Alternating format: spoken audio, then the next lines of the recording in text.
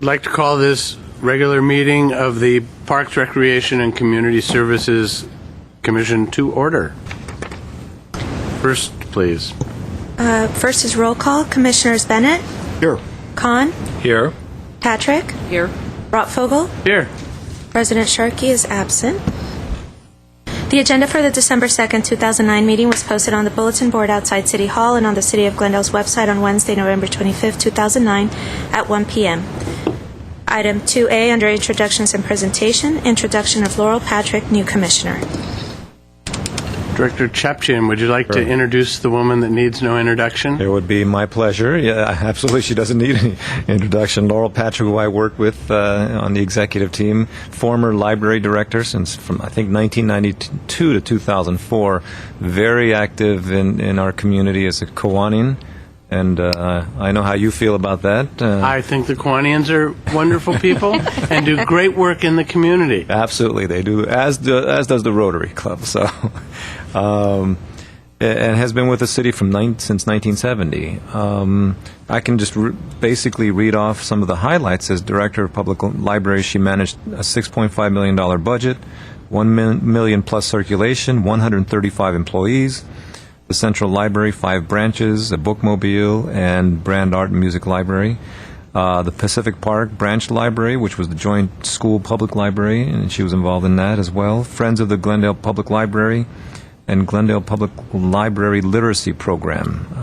Again, Kiwanis, a board member of the Glendale Association for the Retarded since 2004, and president from 2006 to 2008.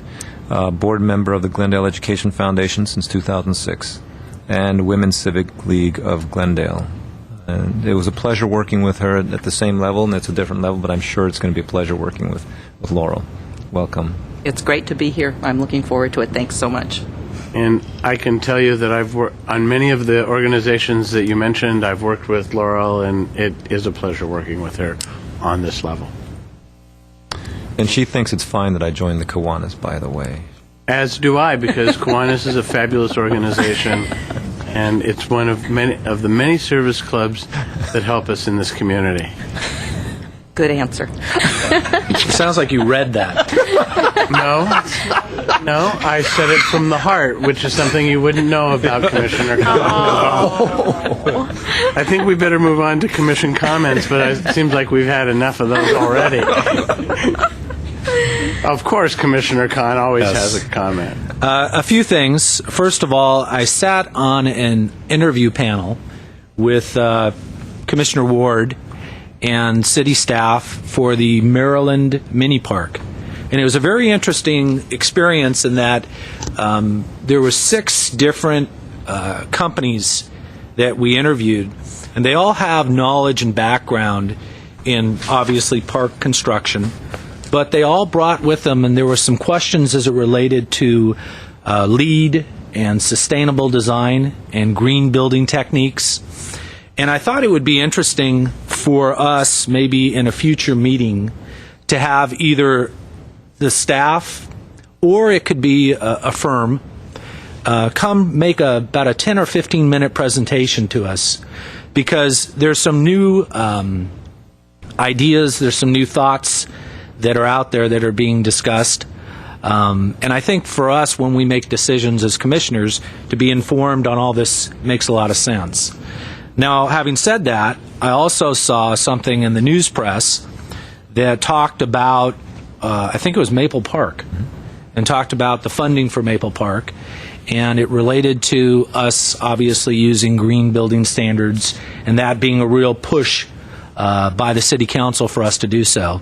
And so something like that, to me, we had talked about it before, and what I'm trying to do is see if we can't push that as an agenda for us for future projects and have discussions as it relates to costs, because I know there are significant costs associated with that. And if it makes sense, we do it, and if it doesn't make sense, we don't. That's fine. But at least to have the dialogue about that. And part of it came from this interview panel where we started hearing these different ideas about sustainable parks, and it made sense. It kind of clicked and thought, boy, wouldn't it be nice if we were all involved with that? That's a So- great idea, and we can do that next month, or the February meeting when we have our next meeting, and bring someone in and set aside half an hour or 40 minutes to really talk about what it means to be, silver certification, platinum, just all the leads and sustainable practices. Right. And we look at all that in all of our projects, but it is good to know what all that means. So we can do that next next meeting. That's a great idea. I've seen some of the things that City of Los Angeles is doing, and I just was amazed at Yeah. how And then progressive they are. the second thing as it relates to having people come give us some insight, one of the things we talk a lot about is some of the drought-tolerant landscaping. And whether it's we saw the little patches of, I don't know what it is. Artificial turf. That's out in the City Hall area, or just drought tolerant in general. A lot of times we're just talking very generically. It'd be nice to have someone or something where we talk more specific. And I think it educates everyone. It educates us, and it educates people that. George, do we have Yeah, anyone on projects. staff that knows anything about that? I can't think of anybody offhand, but Gary can do that, and I think and talk about the native plants and non-native as well. So we can talk about drought tolerant native plants and non-native. And There's a lot of non-native plants that are actually very drought tolerant. They don't have to be California natives to be drought tolerant. so we can do that as well. We'll do a presentation on. Yeah, I think instead of just a comment or something, I'd rather see where it's like kind of a more formalized. Yeah, and examples Yeah. and a whole slideshow. Maybe do that in March. Sure. Yeah. So we've got February, we're doing sustainability, and in March, we'll do drought-tolerant plants. Well, and also, as I'm sure that as people move from green lawns to more drought-tolerant things, they will be looking for hints, and so maybe we can even turn this into some sort of educational thing. Right, and what I'd like to also do is talk about artificial versus drought-tolerant or xeriscape planting, because there's some pros and cons to artificial turf as well. There's some issues with producing it, making it, trucking those things versus just having a natural turf. So there's some issues that I think we should talk about when Gary does his presentation. Sure. Well, Artificial turf may not be a catch-all for everybody. It may not be the right solution for everybody. Sure. One of the problems with artificial turf, of course, is it doesn't produce any oxygen, take in any Right. CO2, Right. and give off any oxygen, which would cause global, causes warming in general. Right. So, all right. Thank you. My pleasure, Commissioner Khan. Anybody else? Yes. There was also an article in the news press about Glendale receiving from Keep America Beautiful a first place prize, and so congratulations to the Committee for Clean and Beautiful Glendale.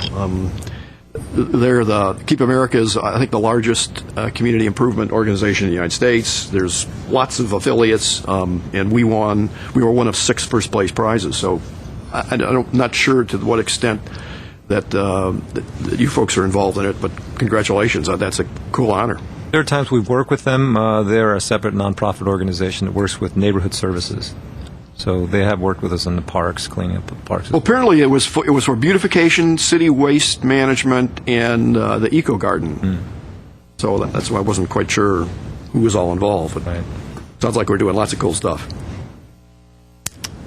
I have a few announcements. Tonight, as you all know, is the tree lighting ceremony at 7 o'clock in Parcher Plaza. 2, we have an open house on December 17th, kind of a holiday open house, so please feel free to drop in. It's from 9 to 11, and we'll have some food and coffee and drinks downstairs in our offices. And 3rd, by our next meeting, the department name will have changed to Community Services and Parks. As you know, there's been some realignment of functions in the city, and we will be picking up some additional duties, such as CDBG, workforce development, the job center, and homeless issues. And in that light, what I'd like to do is bring Jess Duran, who will also be working with us as an assistant director, have Jess come in and talk about the programs that will now be in our department. So as such, there is an ordinance that Scott Howard, the city attorney, will introduce, I think, next Tuesday for introduction, and then final reading the week after. And it may somehow affect the name of this group as well. And I'm not sure what it will be called, maybe Community Services and Parks Commission. But there will be a name change and function change as well, just to let you know. We've already kind of got a special report for February and March.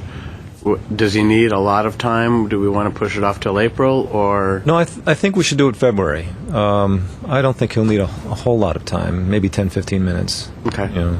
But it's important for you to know, what those functions are and what they Sure. do. And I know Commissioner Khan's working with one of those. But I think there's going to be a lot of synergy, a lot of opportunity to work together and really build some nice programming. Will we see, right now, obviously, with the parks being our focal point, will we start seeing other types of items coming before our commission? Yes. We'll see more and more human service types of items coming before you.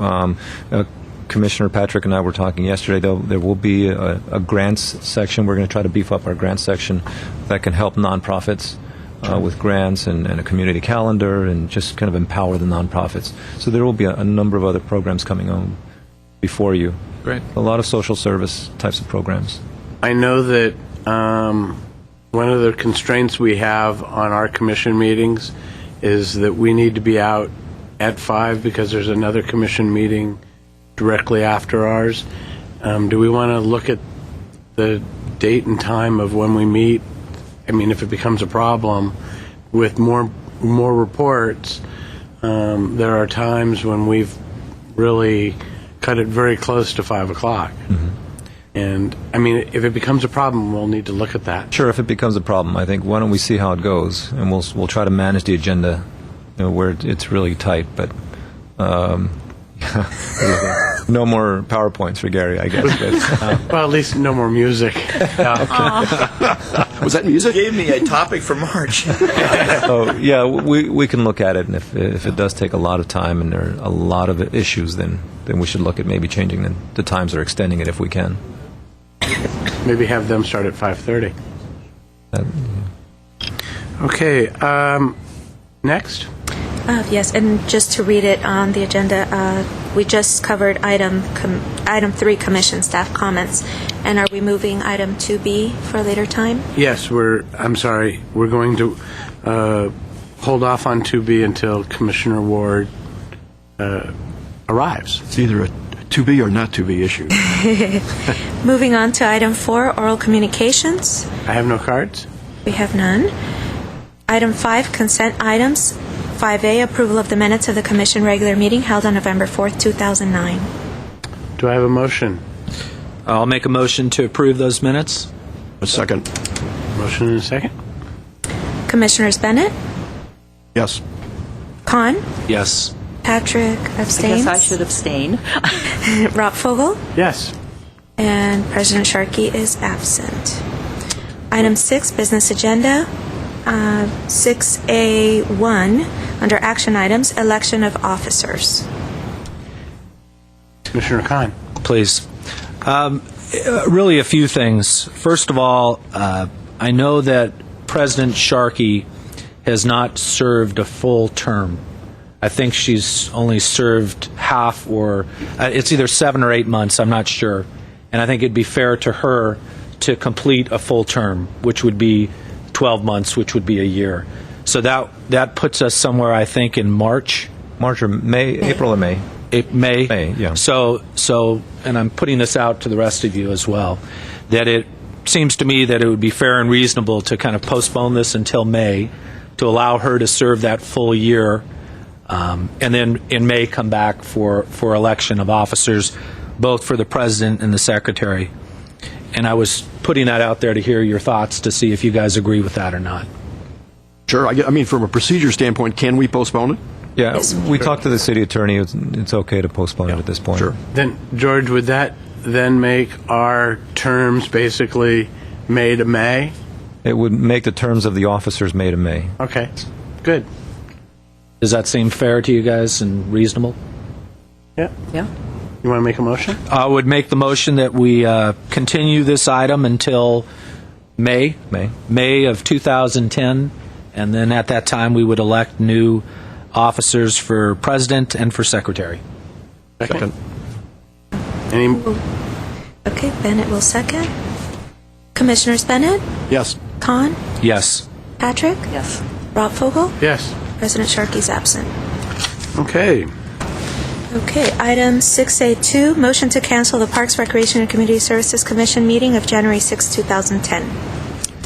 And this was just a request on our part. There really aren't any action items for January, and it's so close to the holidays. I'm not sure we'll be able to present anything at this point for the commission to consider. I don't want to bring you in just for a few information items, unless you want to come in. But I'll make that motion. Okay, I just have one question for George, because I think that we've gone dark usually in January. It's the couple of years that I've been on the commission. Yes. And then we go dark in August. Those are the only 2 months we traditionally go dark? yes. Okay. And any other discussion? No. Call the question.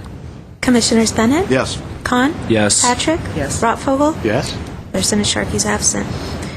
6A3, adopt a motion to approve the Rachmaninoff Junior Piano Competition Committee's recommendation to City Council.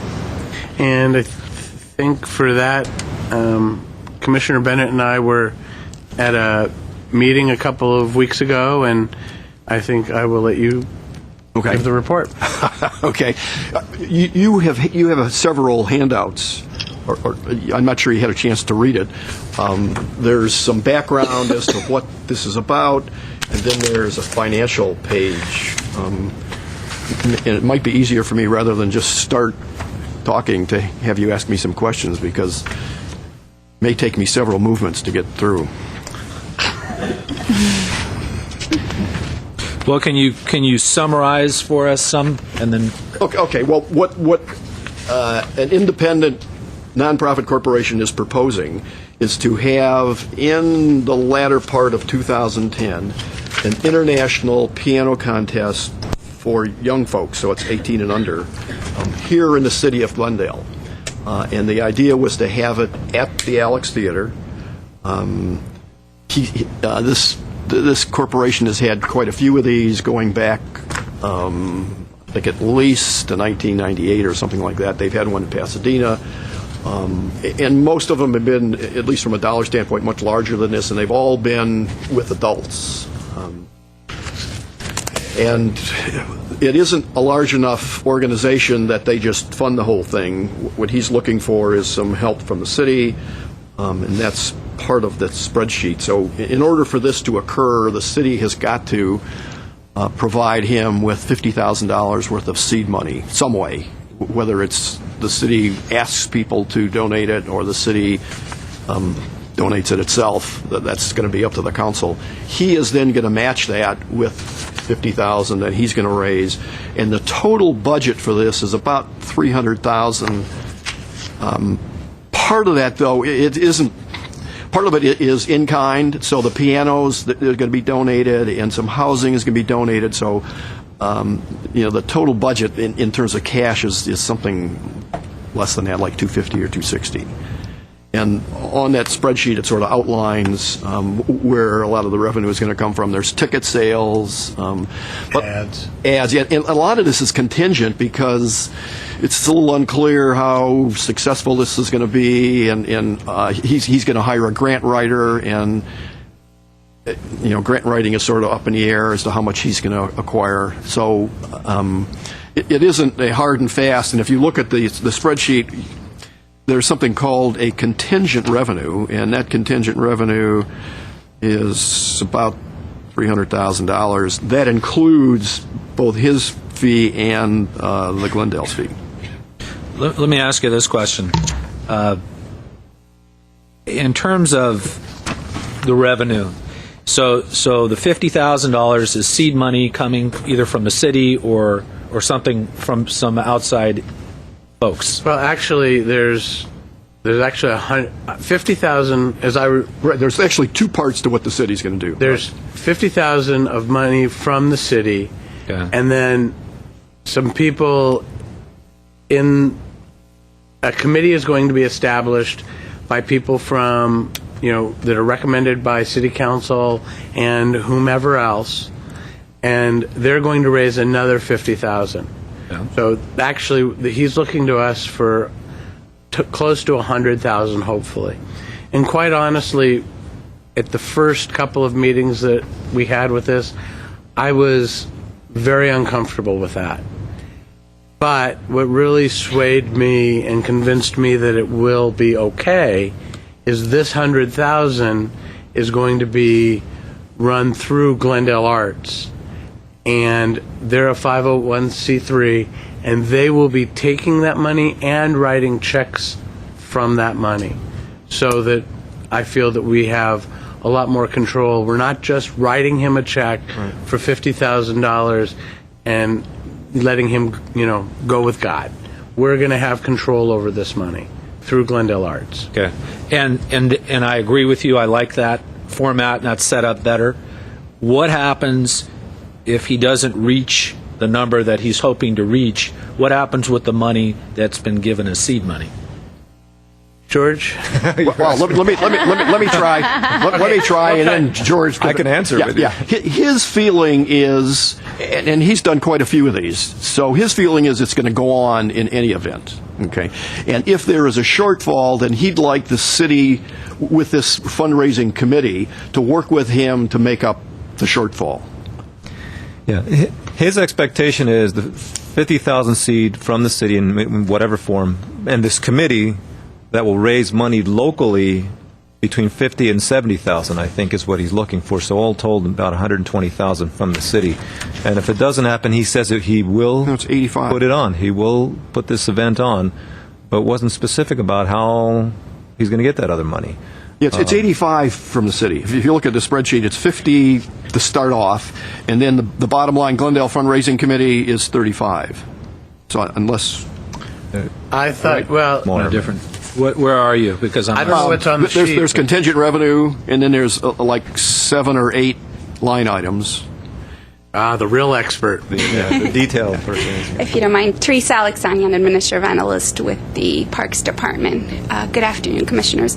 In working with Mr. Der Tatavosian, who is the President of International Competitions and Festivals, the company that is suggesting or proposing this project, where George is coming up with the 77 is actually, if you look at his budget that he provided, his budget worksheet, we're assuming that if the contingent revenue, the portion where he's titled contingent revenue, we're assuming if that can't be raised, according to Mr. Der Tatavosian, the fundraising committee will have to help him raise the funds.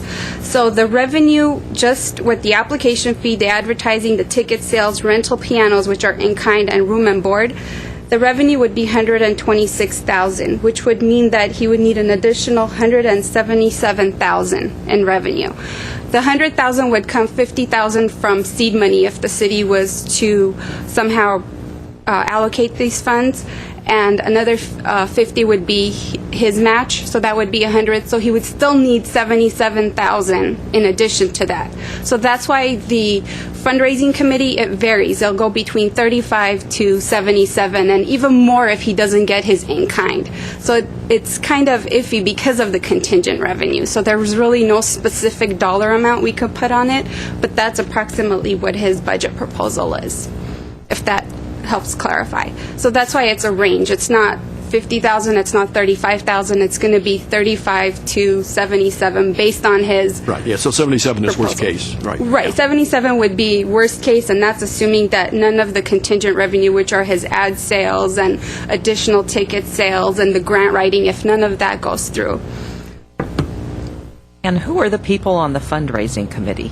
Well, that's one of the recommendations for council. He wants council to recommend the people onto the committee. So we don't have a committee yet. It would be up to council to appoint people to this fundraising committee. And that's what the subcommittee, the Rachmaninoff committee, agreed to and is recommending to city council. So Were you volunteering? there were two members from this commission and 2 members from the Arts and Culture Commission that were on a committee to evaluate the proposal that was presented by International Competitions and Festivals, and if need be, go back to council with a recommendation from the commissions. So this has gone back to the Arts Commission already. So now it's coming to the Parks Commission whether you would like to approve the committee's recommendation to take this back to council to identify and contribute $50,000 as seed money, appoint a fundraising committee to assist international competitions and festivals, and give direction to park staff to negotiate the business details on how profit and loss will be addressed, and direct the city attorney to draft an agreement. Because like Commissioner Khan asked, if he can't raise the funds, how will the competition go on? He said he will still hold the competition, but he would like the fundraising committee to assist him in raising the additional funds. So that's kind of an area I think that staff would still need to work out based on council's decision. Okay. Thank you. And did the Arts Commission approve this? You said Yes. it's already been to them. They approved this recommendation to council, Arts yes. Council. Okay. And one of the other things that came up in our discussion was the other side of the project. If he made more money than it cost him, the profit up to at least our $50,000 would stay with Glendale Arts for the ongoing seed money for the next one, or however that agreement is worded by the city attorney. And the other thing that came up, and that I think is something that we took into consideration in suggesting that it be approved, is the advantage to the merchants and restaurants on Brand Boulevard and in Glendale. You know, and there have been studies done by the Arts Commission. The Arts Commission, thank you, that shows that when there's something that is a big draw to Glendale, that it helps our restaurants. Sure. So that's why we recommend it. Well, I think that this junior piano competition, I think it's an excellent opportunity for our city. I mean, in terms of welcoming them in, and for the variety of reasons you said. I just want to make sure that the business terms, as you mentioned, make sense. It's not that the competition doesn't make sense. I think we should be encouraging these types of activities. Right. It's just making sure that we have something that we can get our hands around, and economically it's viable. And I think that's that's part of what our recommendation was to council, since and the city attorney, is that they make a solid agreement that would allow those kind of issues to be addressed. Yeah, because in a sense, what he's asking us to do is to sort of make an investment in him or his organization so he can put this on. And from the city's perspective, if we were cultural hotspot around here, we might get Placido Domingo to come here and sing for nothing. But we're just not going to get, in my opinion anyway, A-rated folks to come here and say, here I am, and I'd love to perform for nothing in your city. So I think if Glendale wants to become a larger cultural center, that they're going to have to make an investment. And to me, that really is the decision that they have to make.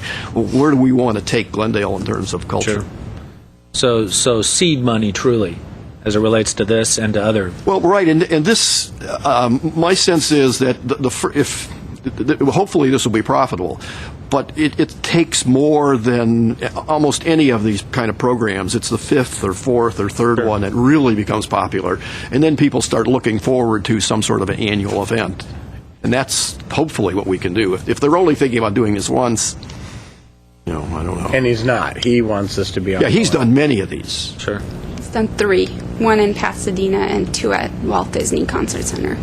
Well, actually, yeah, I think he's done Here. quite a few more. Right here. In Southern California. I think Right. he's done some in Moscow, Yeah, in I Russia. don't- But Something like a dozen. Were the ones that he did locally, were they, I don't know, well attended? Were they profitable? Were they everything that we are hoping this one is? from what I hear, it was a success as far as attendance. But if they were profitable or not, I'm not quite sure, because he would have seen the profits, so I'm not quite sure how profitable they were for him. So I spoke to Pasadena, and it was received well by the folks who are interested in classical music in Pasadena. That was $1 million production, and their privately raised funds, $200,000 raised privately in the community, and he raised the other $800,000. So I'm not sure if it made any money. I didn't hear that it made money, but it was a well-done event and much appreciated by folks who appreciate the I guess even if we were to break even, that would be a success for us. Oh, yeah, especially the first time, yes. Right. Yeah. Okay. Thank you. Is there a motion? Do you Sure, want- yeah, I'd like to make a motion that we accept the proposal for having the Rachmaninoff concert here, and that we ask that the city council approve it. Second? Is there a second? Sure. Okay, roll call, please. Commissioners Bennett, Yes. Hahn, Yes. Patrick, Yes. Brobvogel, Yes. Commissioner Sharkey is absent. Okay, now, for the next item, do we want to make Commissioner Ward, or allow Commissioner Ward to sit through the, for Gary's, One more time. More music? yeah, Gary's proposal, or should we honor him now? He may not sit through Gary's proposal. You know, Better honor him now. That's He's probably, standing up. Thank you, Commissioner Khan. Okay, could you read item 2B into the record, please? Certainly. Item 2B, recognition of outgoing Commissioner James N. Ward. George?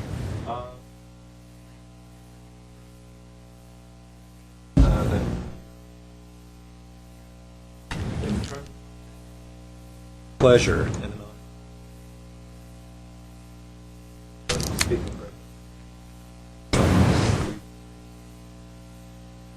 Oh, I'm sorry. Every year, every minute that you were a commissioner. So thank you for your guidance. Thank you for your support. It's truly meant that from the bottom of our hearts. Well, thank you. Thank I really enjoyed being on the commission. I think, of all the departments within the city of Glendale, this is the department you want to be on because you touch more lives, more families of the city of Glendale than, utility companies and other people that are involved. Here you are, really the contact with the public and really the custodians of the jewels of Glendale, which are those parks in the system. So being on the board 5+ years, it's good to step aside and let someone else move up. But thank you very much.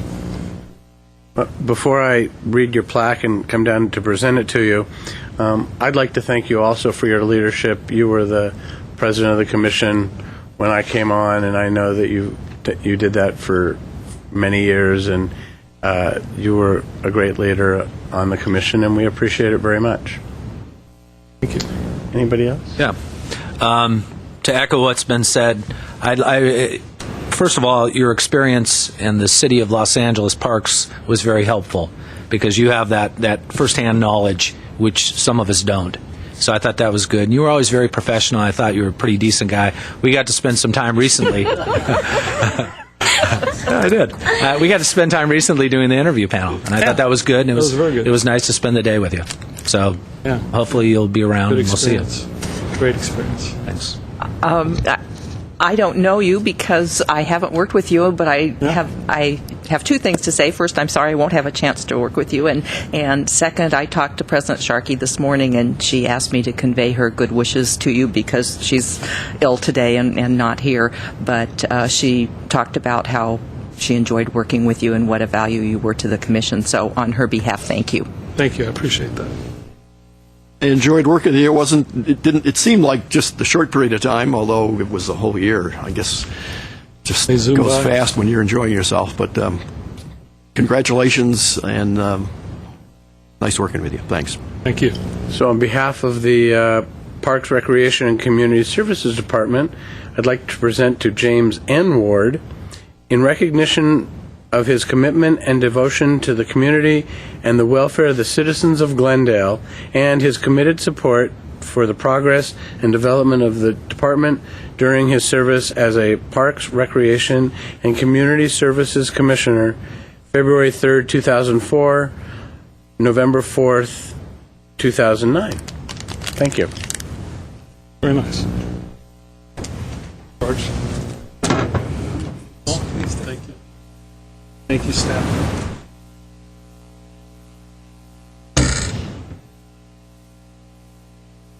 Very much. Thank you very much. And that's it. appreciate Wear it. that. That's a Oh, yeah. pin for the Fill my city. pin. Thank you very much. Appreciate it. Did A you rotary have, pin, right? It's not a road. It's not a rotary pin, no. Jeez. And we'll see you at the Christmas tree lighting, right? Oh, yeah.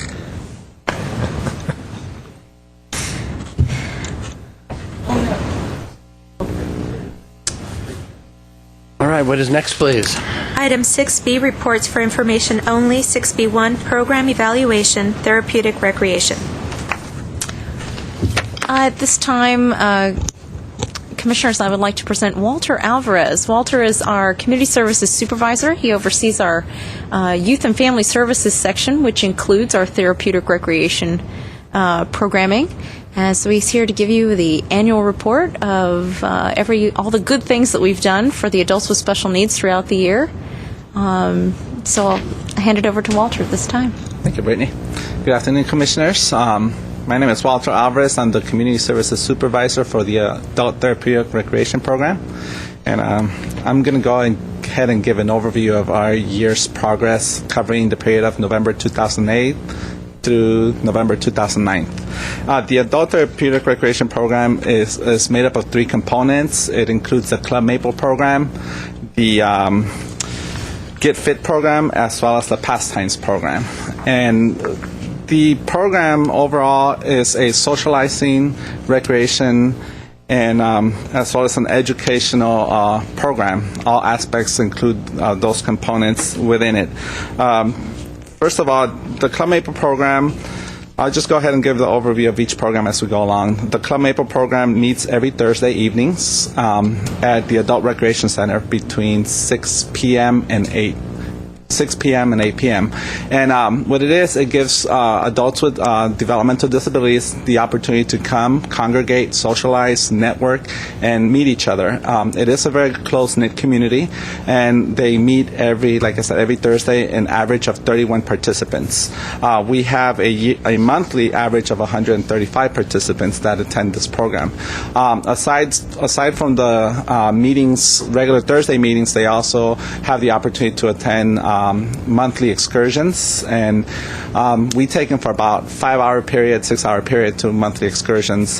Places like this year they attended Chinatown, Olvera Street Historic Walk. We also took them to the Renaissance Pleasure Fair, as well as Leo Cabrillo Beach and Aquarium, and the other one, let me see, refer to my notes here, is the Skirball Cultural Center as well. Again, the nice thing about this is that it's free of cost to them. We cover transportation and we cover costs. The only thing we do ask them is that they bring their own money for souvenirs and additional snacks. We're able to cover this at no cost to them because we do fundraising throughout the year as well. Through one of our charity softball tournaments, this year we hosted our 10th annual charity softball tournament with sponsors donating in kind as well as cash donations, and also through the team registration. So a lot of the players who play within the sports complex are encouraged to participate in this event. It's grown throughout the year. We started with about 9 to 10 teams. Now we're up to 16 teams for the men's as well as the co-ed. So we average about 30 teams a year that participate. And we're able to successfully raise $6,000 each year for this program. And that, again, through donations from some of our community sponsors and businesses. And I'd just like to take the time right now to just kind of mention who those are. Again, because they've supported us for so many years. They include Lexus of Glendale, Men and Men Press, Damon Steakhouse, TLC Construction, Gateway Kiwanis, GCEA, and Los Gringos Locos Restaurant. Those were our sponsors this year. But some of these sponsors who I just mentioned have been committed for the last 10 years to this program and donating. So I'll just go ahead and move forward with actually the other component, the educational component of the program is that we invite guest speakers to come and provide information to the group. This year we included a Abraham Lincoln professional impressionist who just talked about the historic, iconic president and what his role was, and talked about the election process this past year. So it was a great opportunity for them. We invited a film director who taught them the process of filmmaking, filming, and directing, and they had the opportunity to kind of film a short skit, piece it together, so they really enjoyed coming back the following meeting and kind of seeing themselves, through the whole process. Also, the U.S. Forestry Park Ranger spoke to them about fire safety, wildlife preservation, and so. And also about safety while hiking the woods, because we do take the group hiking as well. And that gives me the opportunity to transition to the next program, which is the Get Fit. The Get Fit program is a program designed to provide them to talk about healthy lifestyle, conditioning, exercise, and nutrition. We average about, I believe it's right now, our number is 8 participants. It varies depending on the activity. Hikes are usually 10 participants that go on the hike. We take them to hikes around the local mountains, Bryant Park, Verdugo Park, Duke-Majan as well. Unfortunately, at this time, that one's out of the question, but we do definitely take them up there. And part of the Get Fit program that meets at Pacific Community Center, and that's every Monday between 5 to 6:30. They do calisthenics, stretching, weigh-in, talk about just a healthier lifestyle, and sometimes we do provide them a small snack, a small healthy snack within the program as well. And the other component is the GAR. Actually, with collaboration with GAR, we also do the Pastimes program, and that is just to promote adults with disabilities who are retiring the opportunity to come to our local parks and participate in the activities that our parks offer. And right now, that number varies, based on their ability to come. They get about 4 to 5 participants who come regularly. They enjoy participating in the Tai Chi more than anything. That's one of the programs they enjoy participating in, Tai Chi, as well as they're encouraged to attend Spar Heights Community Center for the pool room that's there, so they also enjoy that as well. What else can I say? Those are the 3 programs. And Club Maple, again, it's open to adults with disabilities, mental disabilities, attention deficit disorder, Down syndrome, difficulties noted along the continuum of cognitive abilities, adaptive, fine motor skill, perceptual, motor, social, and language skills. People with dyslexia, learning disorders are the ones that kind of meet the eligibility criteria for them to participate in the program. We do ask them to submit all required paperwork in regards to medical conditions, any allergies they may have, because the staff need to be aware of this when they go on trips, and also any liability documents we also encourage them to fill out at all times. So we do watch out for their safety and well-being in all the trips and activities they're engaging in at all times. And that's pretty much it for this year's progress. Any Great questions? report. Thank you. Any questions?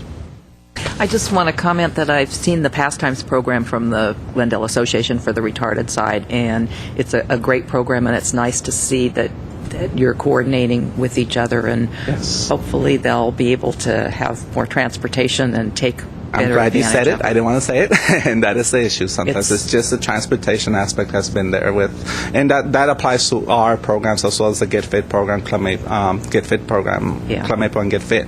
Transportation has been an issue. A lot of the homes have reduced their funding, and Yes. it's been an issue just getting them out there. So hopefully that will improve. And Correct. And Dial Right, I like to just comment that Dial Right has been great. They've been able to provide the years of service to our program because they don't normally operate after hours, but because this program has been I like to say that, existence for 20 years.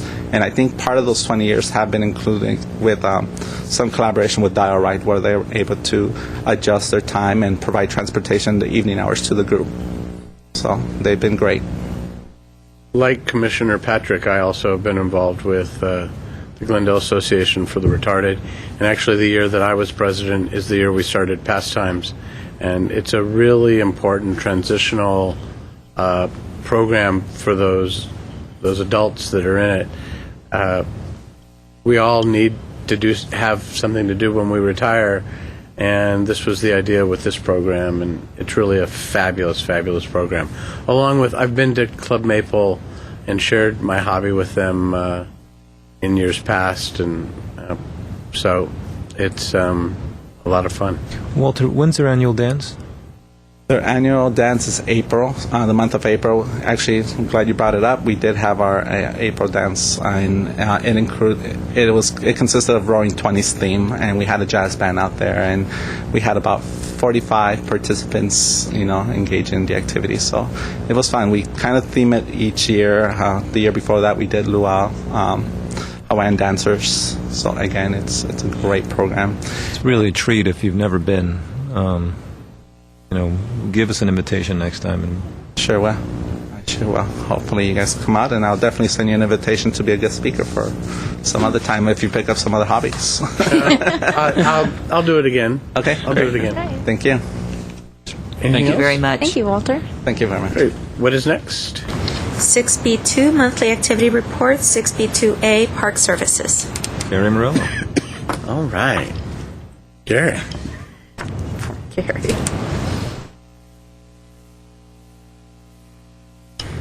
The Arbor Day is happening right now for us as far as planting. We're doing all our planting on Arbor Day. All our trees pretty much planted right now. The reason I bring that up now is because the Shoal Canyon ball fields, when they went under renovation and because of the drought, a lot of the pine trees in the hillside have died or are dying. So I'll send a report up, but I've talked with Bill McKinley, my supervisor for Arbor Day, and we're going to try to reforest that whole entire hillside over the next 4 to 5 years with Arbor Day trees. And we're going to go out of the pines and go into toyon and possibly oaks and something else that'll stay green all year round. The fire likes it. The fire department likes it because it's not a match ready to go up, and it doesn't require very much water. We'll put a watering system in at the top as a interim watering, and then we'll just eventually cut it off when we get it all planted. But it's probably be a 3 to 5 year project to take out part of that hillside every year, clean it off with a company up there that does tree removals, and then we'll go back in with Arbor Day and plant it up little by little. So over 3 to 5 years, it should be planted up. So that's why I bring up the Arbor Day, because this year we didn't get it caught fast enough. We already had trees that were specified for locations in the parks. So starting with next year, we'll be doing that.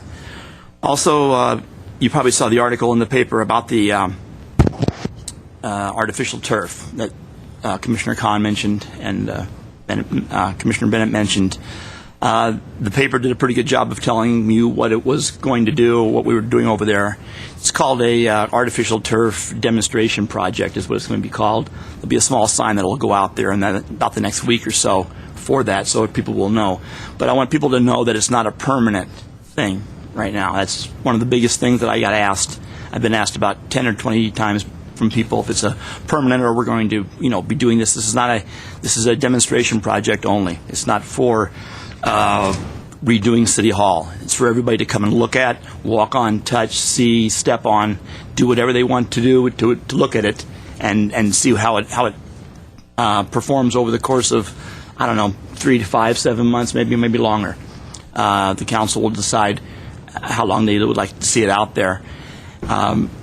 Again, the 3 companies that will come out there and put their product on show.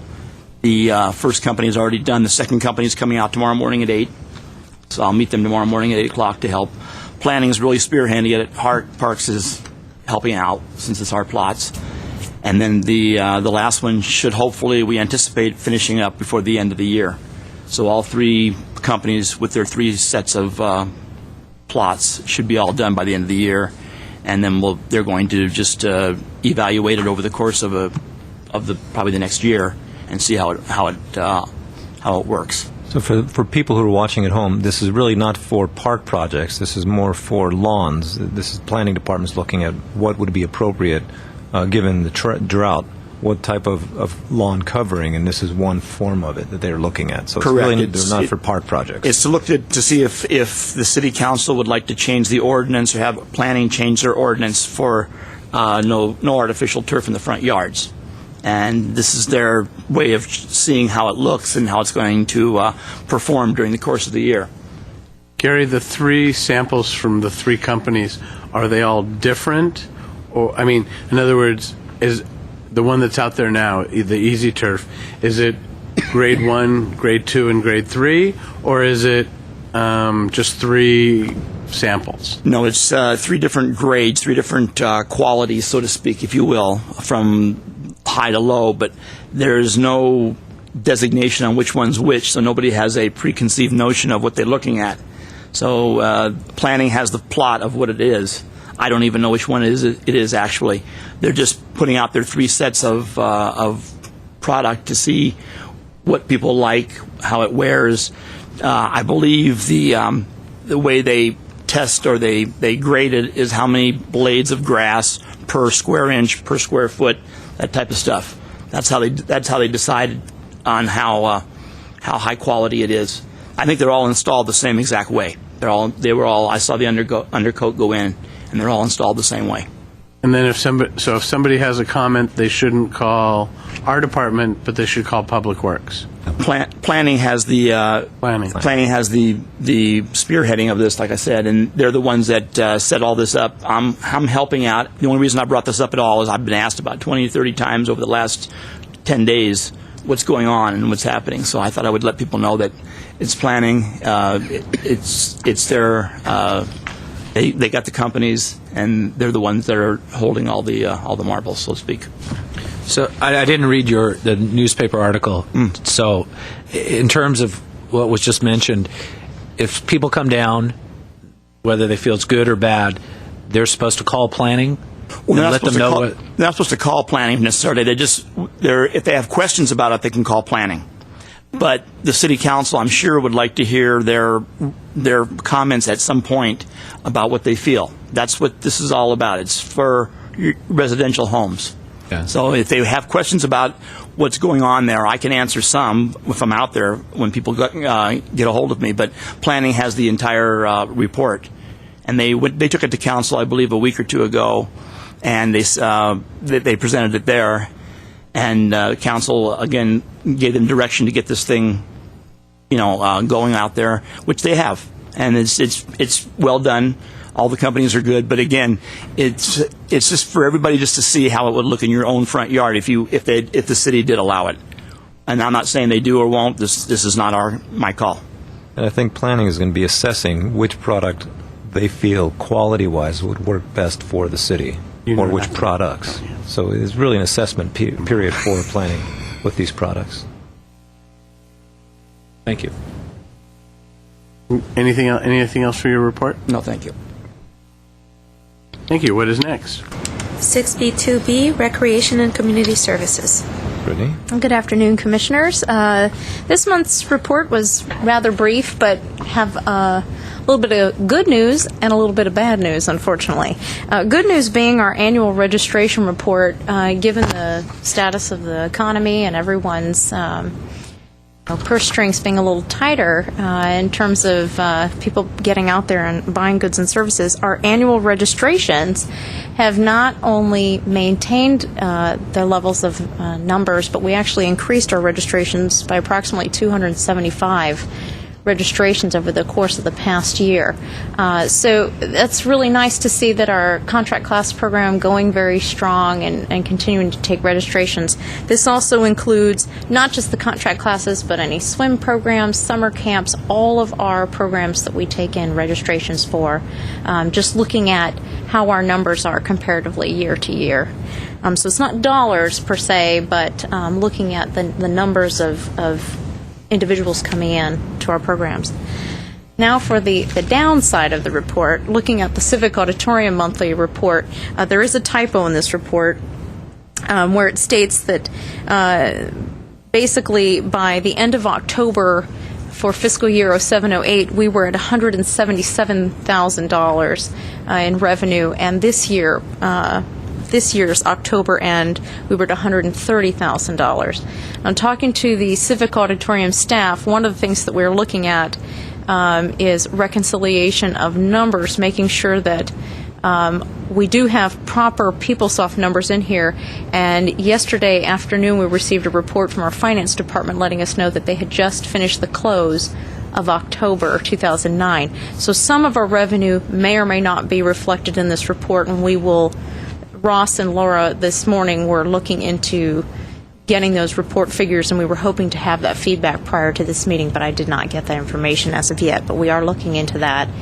They did also mention that last year this time is when the American Red Cross came in and had paid in advance several bookings because they do a monthly blood drive at the Civic Auditorium, and they, in a sense, had prepaid for a number of bookings, which boosted the registrations for that month. So, again, we will continue to watch the Civic Auditorium very closely, their revenue, make sure we're staying on track. This is the first dip, and unfortunately it does appear to be a large dip, but we want to make sure that we have good information behind the reasons for that dip in this month. So again, checking with staff on making sure that we did have the proper figures, that if in fact there was missing revenue on this report, well, that would be very good news. And if there was no missing revenue, then we need to look into what we can do to further market and promote and get the word out there.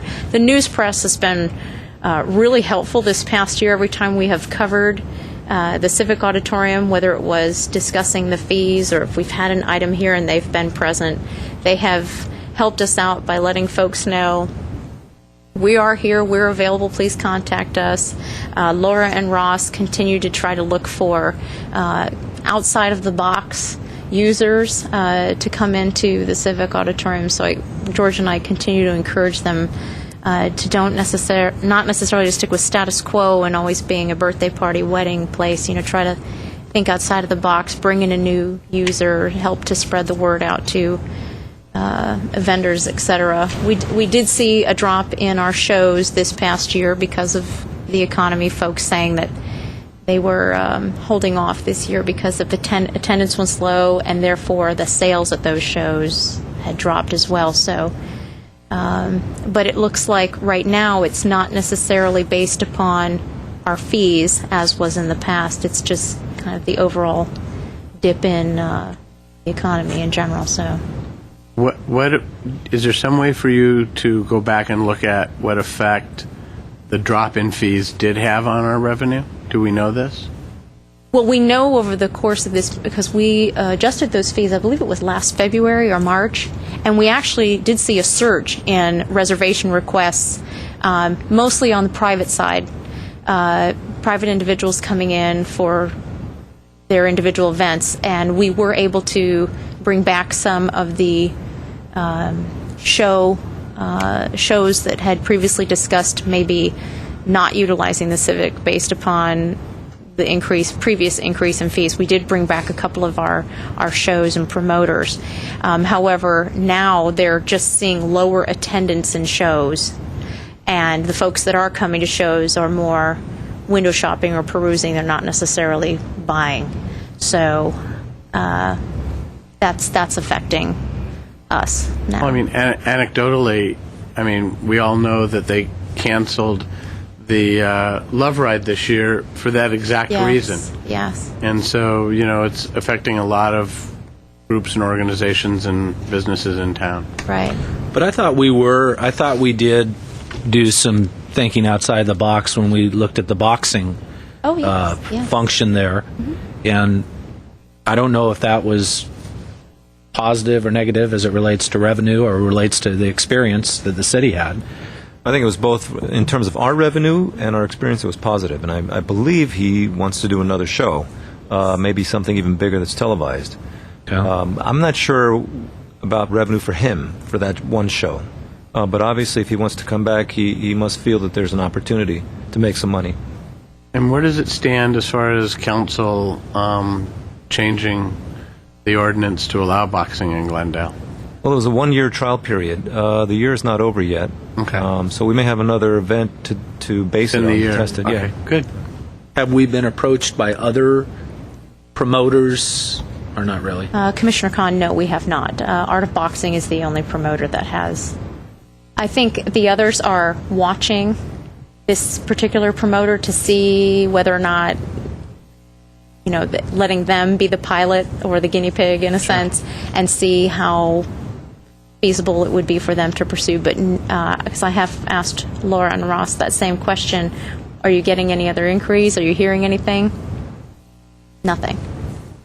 But this, as George mentioned, we recently in the past week have been approached by the promoter again. They're looking for a show potentially in January, so it would be a rather quick put together. But Ross and our folks at Glendale Police and Fire are already have a time set up to meet end of this week with the promoter to see if they can start hammering out those details and see what we can do to bring that business in. So. One of the other areas I'd like to check is Glendale City College. I think at this point they're bursting at the seams, and so we may have some space down on lower level for some classrooms. So we can look at that as well. So there may That's a be good some idea. opportunities. Lower level doesn't really divide, though, does it, into smaller meeting There are rooms? some smaller meeting spaces in there. There's some rooms.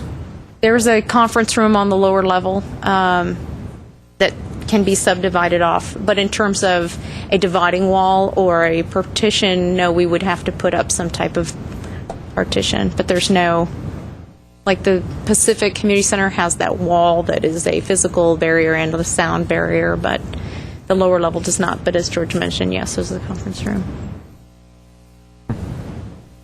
It's a good idea. Pursue it, yeah. Anything else, Brittany? No, that's it. Any other questions? What is next? 6B2C, CIP projects. Mr. Ahern. Members of the Commission, I'd like to give you an update on some of the work that's occurring in the CIP section. The projects currently under construction include the ARC and the Glendale Heritage Park, or formerly known as Cedar Mini Park. So Cedar is just about complete. We're excuse me. We're in the punch list items on that project now, and we're beginning the maintenance period, which lets the landscaping and vegetation get settled and take hold. So we'll wrap up those punch list items here in the next several weeks, and then plan for a springtime grand opening for that new venue. So it's really coming along. Excuse me. Springtime. We're sharing an office cold downstairs. It's my turn. Please keep the sharing downstairs. We're all about the giving in parks. So that's Cedar. I think a couple of the commissioners have taken the tour at the ARC, and of course all are welcome any afternoon after 3. It's really coming along well. We're ahead of schedule and within budget. At this point, we're trying to get the building watertight, get the windows in, the stucco on. The roof is almost 100%.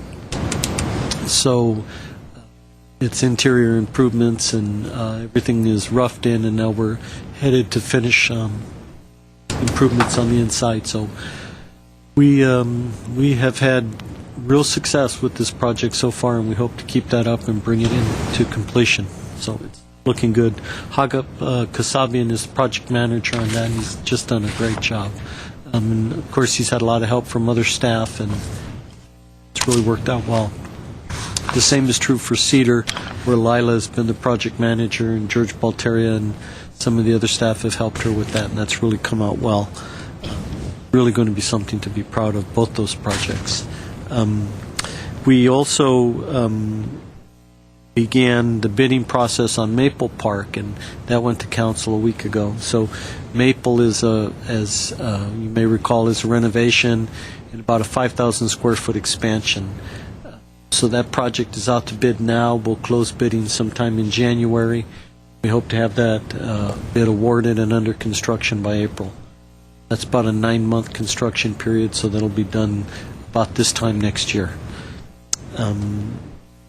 Then Maryland Mini Park is one that the commissioners sat on an RFP process for, interviewing consultants. We've taken recommendation and begun negotiations with David Volt's design firm to design Maryland Mini Park. Maryland's a little different in that we've really engaged in an extensive community outreach process on this. So our department grant writer, Mark Sturdivant, our project manager, Peter Verheilik, and myself have really engaged with the community and with the junior high school adjacent to the park. And we're hoping to involve the kids in the design process, and they have a robotics class that seem to be pretty interested in the process. So also have a garden club. So one of the components of the park may be a small community garden. So we'll see what their interest level is on that. But it's really an opportunity to involve the kids not only in what we're doing at the park, but exposing them to design professionals and letting them see firsthand what an engineer does, what a planner does, what a landscape architect does.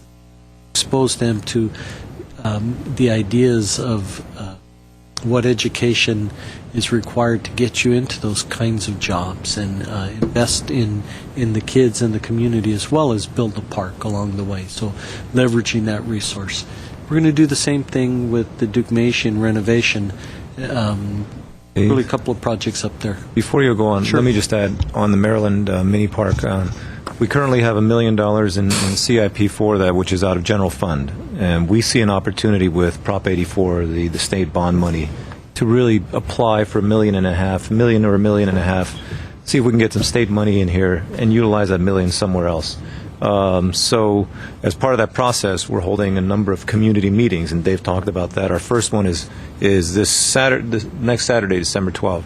But we feel like we are in a good position to bring in about $1 million or $1.5 million from the state bond money. So it's really exciting for us. That way it frees up the other $1 million or something else. Is that because of the location of the park that we qualify for certain criteria? We looked There at was some type of discussion about that, I think we're having. Yeah, we looked at it, as you talked about it, we looked at the criteria, and one of the main criteria is new park development in underserved areas, and Maryland fits the bill just right.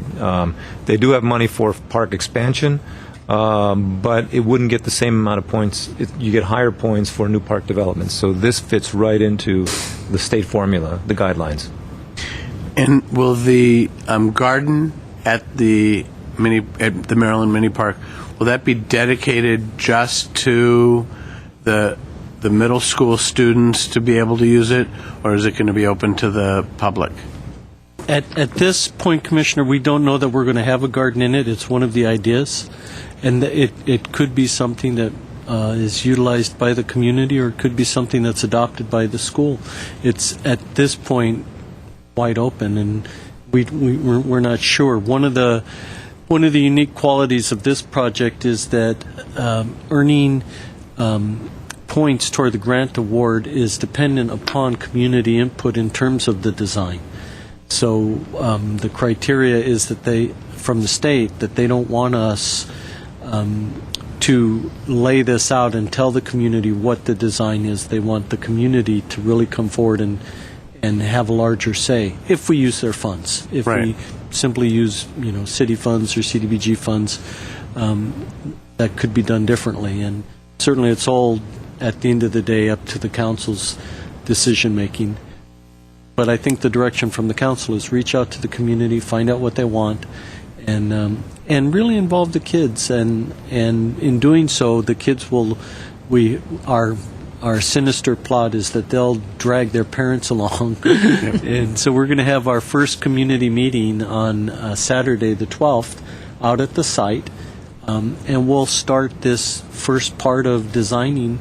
What are the elements that folks want in the park? We've had a couple of meetings so far. Mark Sturdivant and Peter Verheilik have gone to a couple of school meetings at night with the students and parents and the robotics club, and we rolled down there for coffee with the principal and had about 30 parents and had them tell us what they think's important in the park. And it's a it's a challenging site to develop. You can start to see a little bit of it here in the flyer that's on the screen. It's surrounded on three sides by high-density residential. So we've got to think about lighting, noise, parking, all those things that will impact those residential units and residents that abut the park.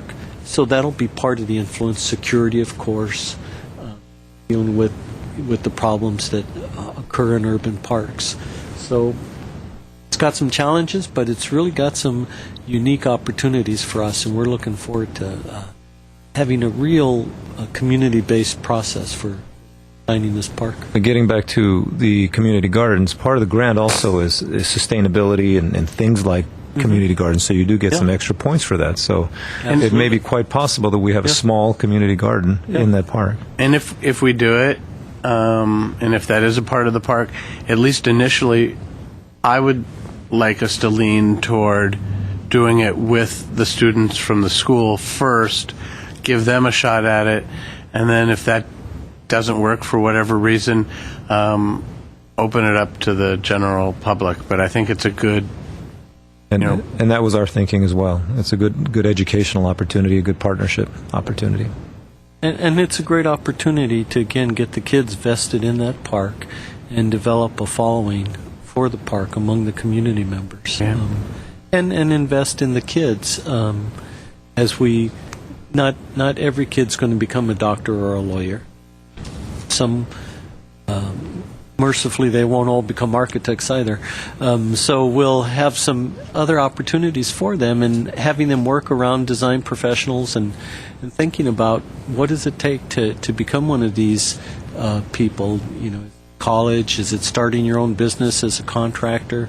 What is it that's interesting to them, and meeting people that can role model that.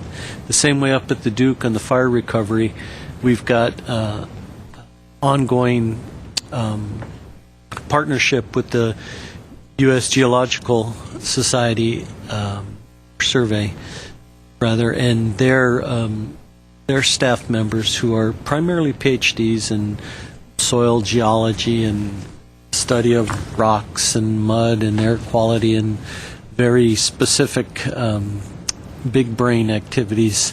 And they've installed some new equipment up there for monitoring mud flow and ash, and that just got installed this week. And we've been talking with them as they come down on a regular basis. Would they be willing to spend an hour with the kids from the Clark or CV or the schools up there and talk to them about what they do? And they're interested in doing that and showing them some of the things that they're doing with their PhDs in biology or botany or forestry or whatever their specialty is. So again, it's just leveraging that resource and making something more out of it, kids and with the community. So those are probably the highlights for us. We'll be taking Pacific Park Pool to council on the 15th. We're in the design development stage on that. That's our second phase of the design process. And assuming we get council approval on that, we'll go into construction documents. That'll take us about another 3 months, and then we'll be ready to go to plan check and then go to bid, hopefully before summer of this year, and then get this thing out to bid and get it under construction, have it up and running by the end of May in 2011. So we'll bring you back that design as we begin to what we call put flesh on the skeleton. We'll bring back the incremental improvements to you and show you how that process is moving forward. How many lanes are we up to? 6 lanes for swim, and then we have a 45 by 45 area for recreational programming, so instruction and just recreational water play where water goes from 2 feet to 4 feet in depth. So that's where the swim classes will be. Has a diving board, about a 4,000 square foot pool building for showers, offices, maintenance, all that type of stuff. And then we're also looking at the possibility of a greening project for the remainder of that plaza. We received the funding for that. We would move forward with that other portion of the plaza that's all concrete. That was one of the priorities from the community. So assuming that occurs, then we had a tentative plan for that before, put that on hold because it was so expensive taking out all that. Then we're also about to let a contract with a signage wayfinding company, Hunt Design, and do a wayfinding signage program for the entire site to unify it. So the pool, the park, the library, the health center, all the components. It's a good idea. Link that thing together in a unified design. So that'll be another piece, and that'll cross over with the pool, of course, because of that design component. Many of you know and have spent time with Jeff Weinstein from our staff. He is working primarily on the fire recovery efforts, so he's been leading tours up at the park and doing different programming, sandbag programs, and different community activities to inform the community about what's going on up there. There's been a lot of concern about ash in the air up there, and if you're anywhere near there, you know that there's a lot of ash up there, and that's simply part of what we're going to have to live with for a while up there. We do check with the AQMD, and it's much like anything with air quality. AQMD puts out air quality warnings, and when they do, those are times not to go out and engage in strenuous activity or outdoor sports, things of that nature. And that's probably going to be with us for another year to 2 years. I try not to do that any time, Excellent. Excellent. just in case. So I think that covers it. If you have any questions for me, I'm happy to answer them. Anybody? For the Duke Majan Park, you're giving us, it's been closed? Or it's, Yes. So is there a projected time that you're looking at to reopen? Probably summer to fall of next year, only because of there's a tremendous amount of truck activity and heavy equipment activity up there from LA County.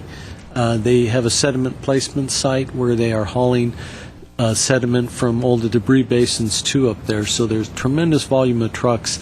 Right now the trucks are running 24 hours a day, 7 days a week. After the La Cañada mud flows, that was a 10,000 cubic meter debris basin that was filled and overflowed, and many of you saw the news articles about the mud flow into the residential areas up there. So they're cleaning out that basin, which was completely cleaned out before the storm. And that was about a 15-minute rainfall, very localized. So for those reasons and the ash and the unstable trails and hillsides up there, we have it closed. And we're also trying to let the park recover. Sure. Keep the pedestrian traffic out of there. It is recovering, and we are documenting the recovery. So there is a lot of green sprouting up there, and we're also looking at a hydromulch product that we may try on a portion of the park. There's also the Duke Majan barn component, and we're getting ready to put that out to bid as well. That's the seismic retrofit of the barn structure itself. That's anywhere from $1 million to $1,009,000, $1.9 million rather. That's the seismic retrofit of the barn, sprinkler systems, flooring, bathrooms, and